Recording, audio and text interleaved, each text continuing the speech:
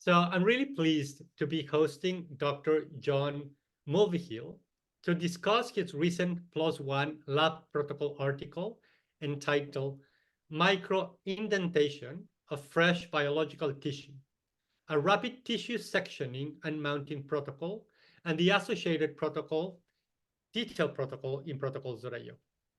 Dr. Mulvihill is an associate professor or senior lecturer in biomedical engineering at the University of Limerick, Ireland.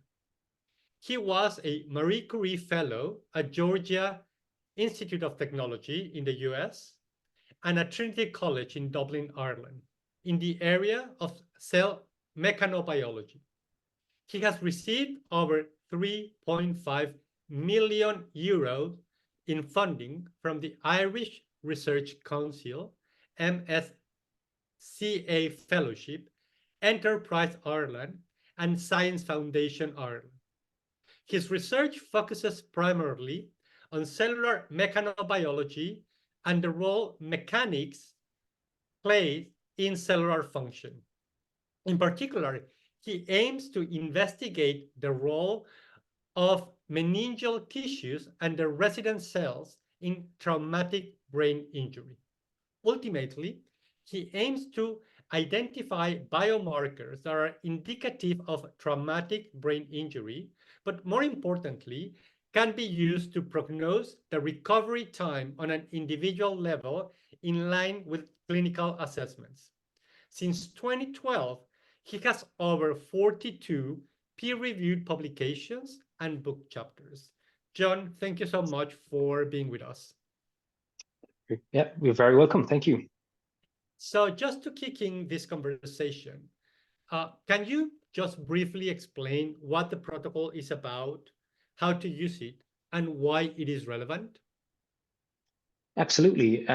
So in the field of soft tissue mechanical characterization, the holy grail is to test tissue as close to in vivo conditions as possible. And one of those things is to make it as fresh as possible.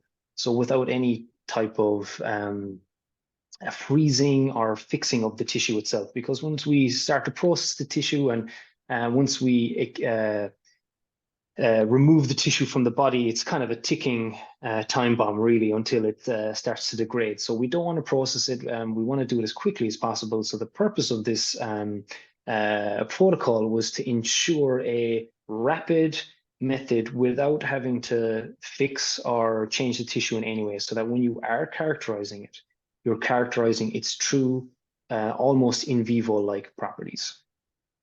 And to understand the significance, can you describe what was the state of the art? Were there any other protocols that aim to achieve the same purposes? And if so, why they didn't work for you? There wasn't much, but there was a good protocol paper that was specifically around brain tissue. Because brain tissue is one of the major tissues that we do study, particularly on the micro level. So there was good work on that, but it was specific to that tissue. And that was the issue, is that this nice, very soft tissue was easy to work with when slicing. But when you start using tissues that are more mucosal, like colonic tissue, or tissues that are a little bit stiffer, like cardiovascular, or even the esophagus, the same processes are not going to work. So that's why we wanted to create a protocol that was catch-all. Like, what are the defining features that you must change depending on the type of tissue that you're working with? So our protocol does that. It says, well, here's the major steps, but here are the variables you must tweak yourself to get to the tissue that you want to use. So we like to see it as the catch-all process to slice any tissue fresh. Then the next question would be, what are the most critical steps? You know, what is the core component, and what are those steps where people have to be really careful when translating the protocol from one tissue to another one? Absolutely. Well, of course, unfortunately, time is the biggest factor. So, from the moment that the tissue is sacrificed, be it from animal or human sources, it's how quickly you can get it to your lab without trying to preserve it. So if you can, within 24 hours, you want to be able to process your tissue. So, but unfortunately, that may not be the case for people. But if you can, that would be one critical factor. The next one then is choosing the gelatin composition that you're going to slice the tissue in. So it's all about slicing the tissue without affecting the components within it. So it has to be housed within some sort of agarose gelatin mixture. And it's that mixture that you need to tweak to get right. So everyone's tissue is going to be a little bit different. You're trying to closely match and align to the mechanics of the tissue you're testing. So that would be the first one. The next one then is we used what's called a vibratome, which is a particular device, very like a cryosectioner, but for fresh tissue that uses vibrations. So it's kind of tweaking the frequency of that vibratome, and the speed of the oscillation is also a critical step in this. So we use the compressotome from Precisionary for this particular protocols. So time as well as the equipment variables And the composition of the of substrate in which yeah, you correct, have to immerse your tissue as well. yes. As I mean, you already mentioned some of these, but as you were optimizing and developing this protocol to be a one catches all, were there things that you tried that didn't work and didn't make it to the final version of the protocol?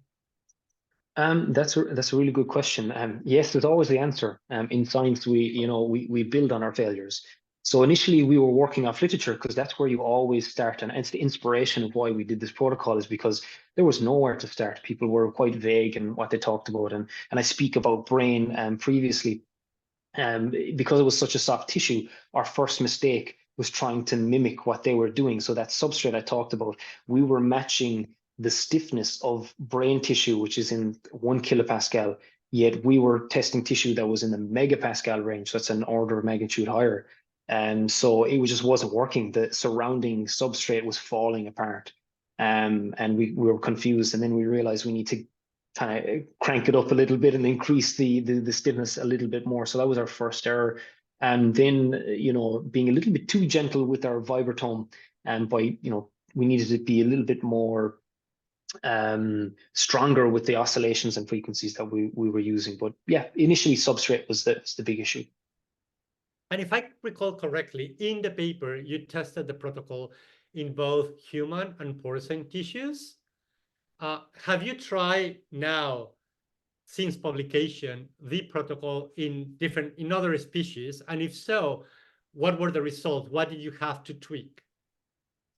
Yeah, so we went with a porcine and human. It's just because in our lab, that's what we have access to, and we typically are cardiovascular and neurologically focused. So porcine is just more of particularly in the cardiovascular field, it's geometrically and structurally similar enough to humans. So you can see why we use that. And we have cardiovascular, urological, neurological as well. But we haven't tested on other animals as of yet. We have tested on other tissues such as the testes, recently enough, the esophagus, as well as diseased cardiovascular tissue. So that has microcalcifications in it, which can be quite problematic because you've got this really soft tissue and all of a sudden this really stiff tissue. But it was quite successful, this protocol in cutting through calcified tissue as well. And did you have to modify for those either the composition of the gelatin agarose mixture or the strength of the vibratome? No, because these calcifications are typically small and embedded within the tissue, so you're matching the overall kind of stiffness of the tissue itself rather than the calcification. So no. Okay, and now I would like us to change gears a little bit and to talk about the motivations for you to not only optimize or create this protocol, but share it publicly in protocols.io, and then even further have it peer reviewed as a standalone methodological paper. What made you do that? I find in science, especially when you start out with a research question, you have these wonderful ideas and you think there's promise here and novelty, and you find papers that align with what you're trying to do, and you start to realize there's vagueness in when they talk about their protocols and their methods. So when you try to repeat them, you're more than likely going to repeat their same mistakes. And it was no different here. We felt that this was too important of an area because we should be going into the local micro-mechanical properties of these tissues, and that we needed to initiate the standard protocol process. I'm not saying that what we have here is going to be perfect, but it opens the conversation. It was peer reviewed, and it allows us now to add to this. I hope that people add to this, and this is the foundation, so that they don't have to go back and figure out the same problems that we had, which is mixing the different types of substrates that we should have found, and finding out and tweaking the oscillations like we did. People can now add to this, tweak it, and progress science without having to spend months, if not years, just redoing what everyone else has done before. And can you tell us how the feedback that you received from the peer reviewers at PLOS ONE shaped the final version of your protocol? Yeah, it was a positive reaction, but it was great to get outside view of things that we didn't think about.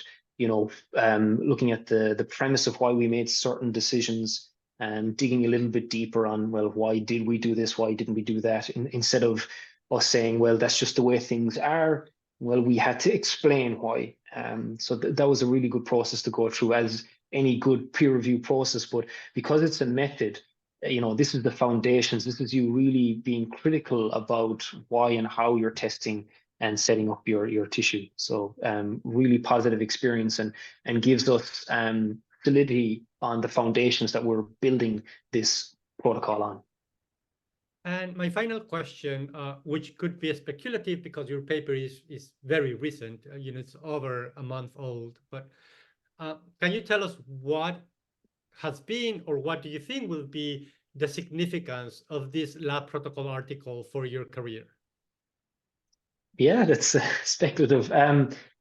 It's evidencing my ethos, which is we in science need to standardize our protocols. We can't hide behind vague statements anymore. We need to have protocols. So for every body of work, we should have protocols. We should have data repositories. We should be open and transparent on how we do things. Failure is part and parcel of what we do.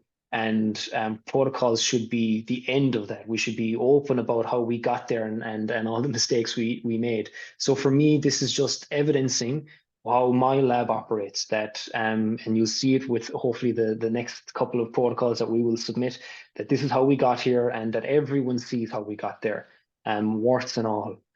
So that's how I see this as assisting my career, evidencing to the world that this is how we do things here and how everyone else should probably do things. Thank you so much for your insightful words, John. And before we wrap up, is there anything that you would like to mention that we haven't touched in this conversation? For anyone considering these PLOS ONE Lab protocols or protocols.io, please do it. It really helps focus your work and set the tone of what you're doing. Even if it's for a particular PhD thesis or postdoctoral research, going forward, it's this save point that not just your lab, but other labs can build upon and open up conversations. And I welcome anyone that may question or add or take away from what we've done. That's the point of all of this. I'm always excited to talk about my work and in particular my protocols. So as I said, anyone that's thinking about this, don't hesitate. It's well worth it. Well, thank you so much. Thank you.